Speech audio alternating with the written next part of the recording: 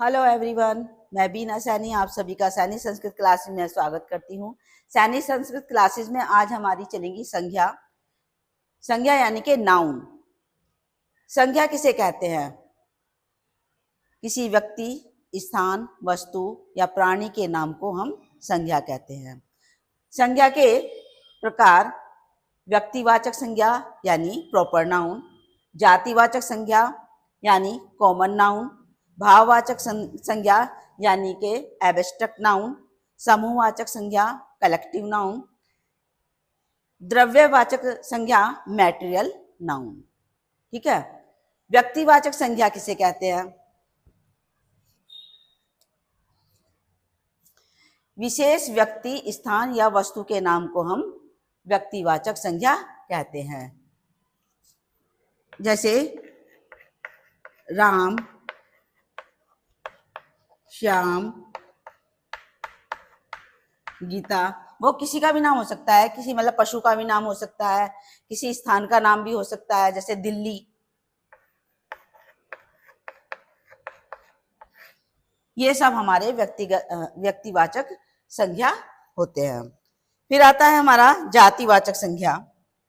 किसी एक ही जाति के सभी प्राणियों, किसी एक ही जाति के सभी प्राणियों, वस्तु, स्थानों या के नाम को ये दर्शाता है। किसी व्यक्ति मतलब किसी भी जाति के व्यक्ति, स्थान, प्राणियों के नाम को हम जातिवाचक संज्ञा कह सकते हैं। जैसे लड़का, लड़की, साधु, पहाड़। देखो यहाँ पर पहाड़ ये जातिवाचक में आ गया, और हिमालय, पहाड़ का नाम ही है हिमालय, ये हमारा व्यक्तिवाचक संज्ञा में आ गया। व्यक्तिवाचक संज्ञा में। और ये आ गया हमारा जातिवाचक संज्ञा में।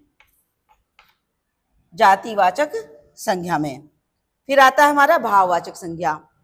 भाववाचक संज्ञा यानी कि एब्स्ट्रैक्ट नाउन। हमारी भावनाएं, अवस्थाएं, ये सब जो है हमारी भाववाचक संज्ञा में आती है। जो हमारी भावनाएं होती है या हमारी स्थिति या अवस्था होती है, वो हमारी भाववाचक संज्ञा में आती है। भाववाचक संज्ञा में जैसे गुण, सुंदरता,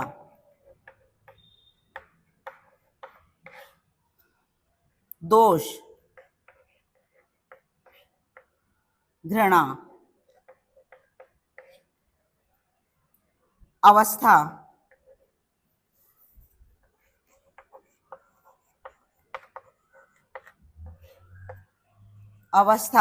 बुढ़ापा,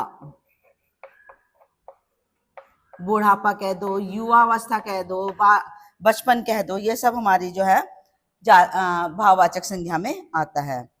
दशा, खुशी, दुख, ये सब हमारी भाववाचक संज्ञा के अंतर्गत आता है। फिर आता है हमारा समूहवाचक संज्ञा, जिसको बोलते हैं कलेक्टिव नाउन। किसी समूह या दल या टीम के नाम को हम समूहवाचक संज्ञा कहते हैं। दल, समूह या फिर टीम, ये समूहवाचक संज्ञा में आती है। जैसे सेना,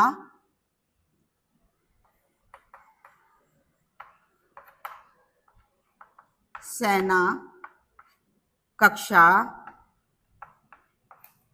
ये हमारी समूहवाचक संज्ञा में आते हैं। द्रव्यवाचक संज्ञा,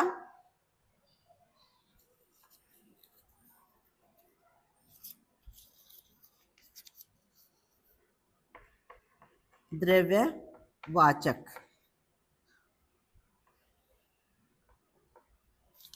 धातु या पदार्थ, धातु या पदार्थ के नाम को हम द्रव्यवाचक संज्ञा कहते हैं। जैसे दूध, पानी, सोना, चांदी, ये सब हमारे द्रव्यवाचक संज्ञा के अंतर्गत आते हैं।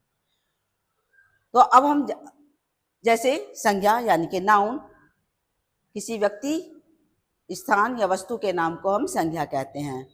संज्ञा के प्रकार व्यक्तिवाचक संज्ञा, जातिवाचक संज्ञा, भाववाचक संज्ञा, समूहवाचक संज्ञा और द्रव्यवाचक संज्ञा।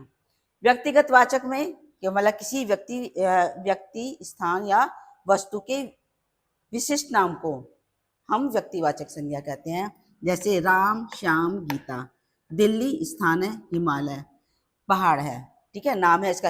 यदि पहाड़ हो जाता यहाँ पर तो हमारा ये जातिवाचक संज्ञा में आता है। तो पहाड़ का नाम है हिमालय। जातिवाचक संज्ञा में किसी विशेष व्यक्ति, वस्तु, स्थान की जाति को दर्शाता है ये।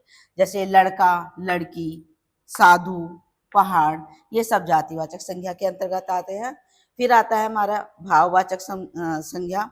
भाववाचक संज्ञा में हमारी अवस्था, हमारी दशा, जो हमारे मन की जो फीलिंग्स होती हैं, मतलब होती हैं लेकिन दिखाई नहीं देती हैं, महसूस कर सकते हैं हम, तो ये हमारी भाववाचक भावनाएं हैं।